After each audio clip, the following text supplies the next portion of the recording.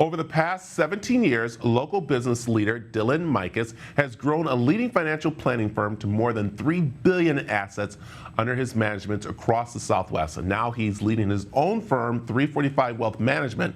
But his story is about recovery, and it's September, and September is Recovery Month. And Dillan, you have an amazing story. So let's talk a little bit about first your background, and then we'll talk about your story. Yeah, I at a pretty young age, I was 29 years old. I'd been in the financial services business for about 5 years, and the company asked me to come down to Arizona and run Arizona, New Mexico, and Nevada for the Southwest. It was a pretty big job at 29, and in a pretty quick period of time, we had got the company performing, in the top 10, and by 2008, we ended up being #1 in the country. So I had a lot of success at a young age, and a lot of success at a young age when maybe you've got some wounds from your childhood or other things that maybe you haven't taken care of got exposed pretty quickly. Yeah, and so that goes to what you've been through and about recovering. So let's talk about what you've been through, and that is through some hardship of, again, having this pressure on you in this business, but also, as you just said, there's some personal things too. So take us a little bit through the little road that you've been through. Yeah, so, by about 2012, we had significantly grown the business even more.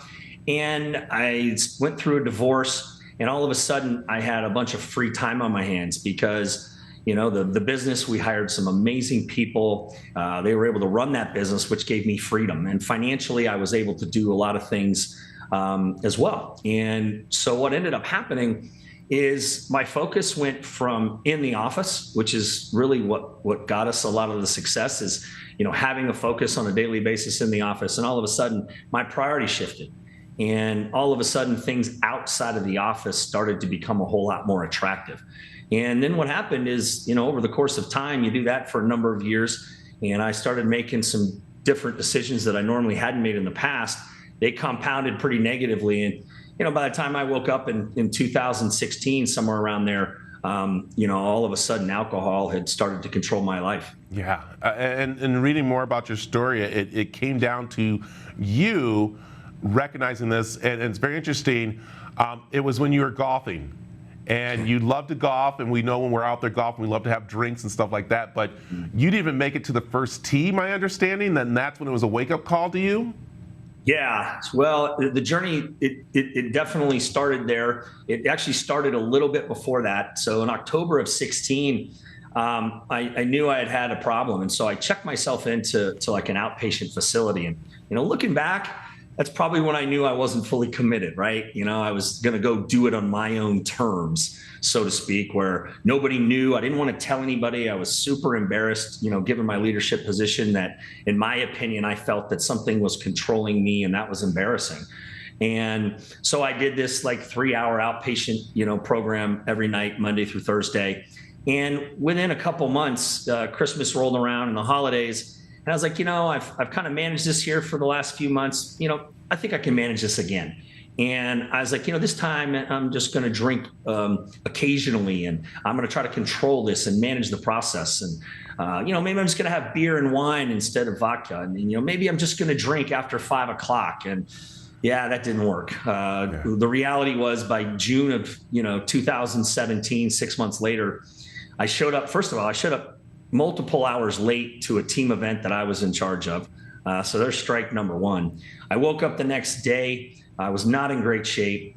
We go to play golf, and I really just couldn't function, so to speak. I felt like I couldn't swing the golf club. I wasn't on my A game. Here I am, supposed to be a leader of this organization, and I was in bad shape. And on the 9th hole, I happened to be in Colorado, which is where I'm from. And here I am, 40 years old, calling my mom to come get me on the 9th hole, and that's what I did. Wow. And now going forward, because we're talking about recovery, you have been successful in this for how many years now? 5 years and 3 months and 2 days. That is awesome. And you have your own business. You just started 345 Wealth Management. But along with starting that, you've also started a program to help those who are going through recovery, because we know that it comes down to finances. It comes down to, of course, the pressure of trying to, make it in your business world. So you have a new program that you've started too. What is that? Yeah, I kind of look at it and I think about it this way. You're best positioned to serve the person you once were.